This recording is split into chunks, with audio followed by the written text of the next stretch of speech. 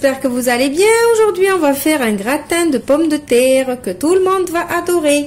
Alors, il vous faut une quantité de pommes de terre que j'ai râpées. Je vais enlever le film pour que vous voyez. Donc, je l'ai râpé gros du côté, le gros côté de la râpe. Donc ici, je dois avoir peut-être 1 kg, 1,5 kg de pommes de terre.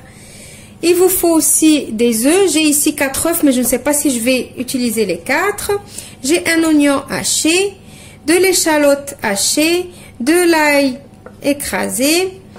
J'ai 2 cuillères à soupe de farine, du persil plat haché, du sel, du poivre, du paprika, du cumin.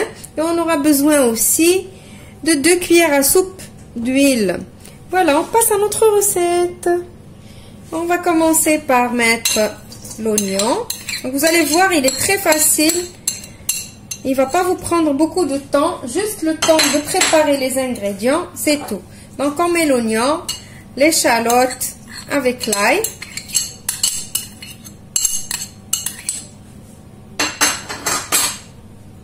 On met le persil. Alors le persil, il donne un bon goût, donc n'hésitez pas d'en mettre une bonne quantité.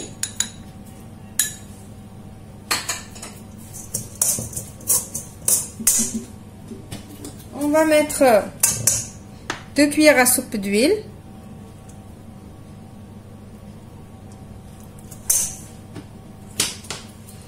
On va commencer à assaisonner.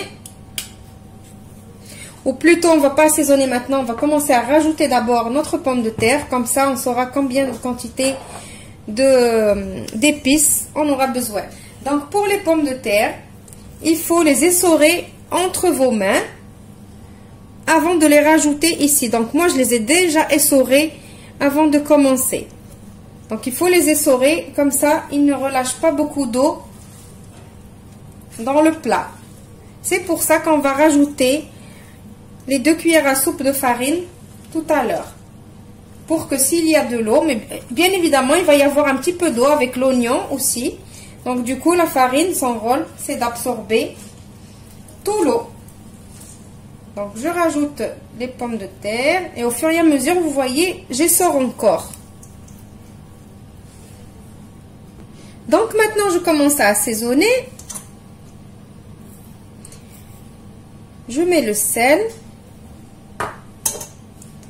le paprika, donc l'équivalent à chaque fois, l'équivalent d'une cuillère à café, à part le poivre bien évidemment, le sel et le poivre c'est à votre convenance. Le cumin, on va rajouter notre farine aussi. Et on va commencer à mélanger tout ça d'abord avant de rajouter les œufs. Donc je mélange bien tout ça. Mais moi la vérité, je vais mélanger à la main. Comme ça il y a toute ma pomme de terre qui prend le goût et les saveurs de tout ce qu'on a mis. Au moins comme ça, je frotte entre mes mains, entre mes doigts comme ça. La pomme de terre, elle prend bien le goût des épices. Après, c'est un choix. Si vous n'aimez pas toucher les aliments, ben, vous mélangez avec la cuillère. Maintenant, je vais commencer à rajouter les œufs un par un. Donc, les œufs, toujours cassez-les à l'avance dans un petit bol ou quoi, avant de les rajouter soit dans le manger, soit dans les gâteaux, soit parce que des fois, vous commencez à mélanger votre pâte à gâteau, par exemple, et vous cassez les œufs directement.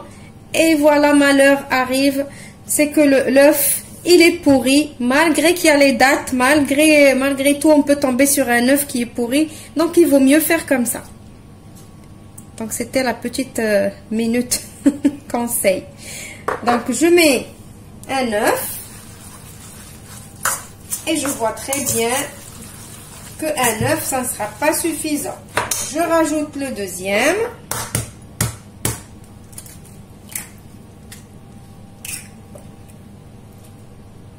Peut-être même le troisième. C'est le quatrième que je vais voir s'il m'en faut encore ou pas. Et je vous dis pas, je ne vous raconte pas l'odeur qui se dégage de ces pommes de terre avec le mélange d'épices, les oignons, l'ail et tout ce qu'on a mis dedans. Donc voilà, on mélange. Donc là, non, ça y est, je crois que je vais mettre 3 œufs. Ouais. 3 œufs, il y en a assez. Donc vous voyez, quand vous voyez que votre pomme de terre, que tout votre mélange, il est lié comme ça entièrement avec l'œuf, c'est que vous n'avez plus besoin de rajouter d'œuf. Voilà, donc maintenant je vais prendre mon plat à gratin. Donc j'ai beurré mon plat à gratin. Je vais mettre mon mélange dedans. Je suis en train de préchauffer mon four à 180 degrés. Je vais enfourner mon gratin pendant 30 minutes.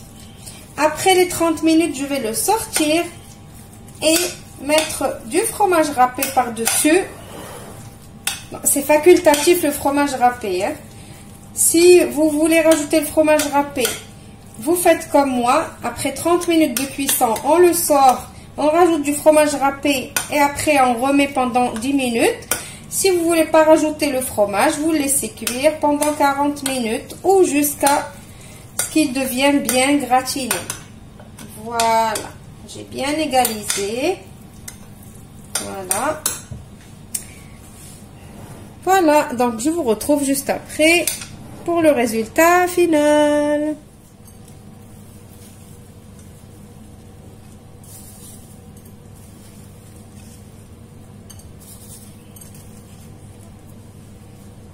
Voilà, mon gratin, il est prêt. On va couper un petit bout pour que vous voyez comment il est à l'intérieur. Alors aujourd'hui, je ne sais pas qu'est-ce qu'il a mon fromage râpé. Je suis tombée sur un fromage râpé, pourtant c'est celui que j'achète d'habitude. Il n'a pas voulu fondre, je ne sais pas pourquoi. Donc on coupe un bout, comme ça vous voyez comment il est.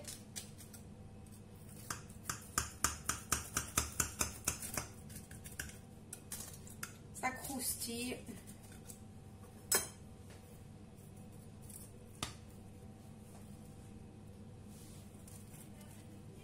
Hop.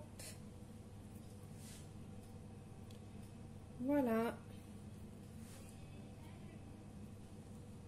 Donc les pommes de terre, elles sont cuites. Et ils sont très très bons.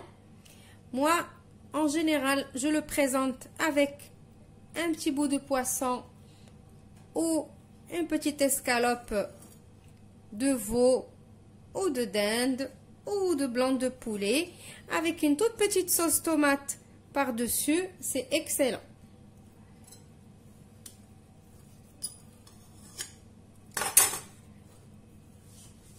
Voilà, donc j'espère que la recette, elle vous a donné envie de l'essayer. Vous avez vu, elle est très rapide à faire. Je vous retrouve demain pour une autre recette. Au revoir et merci.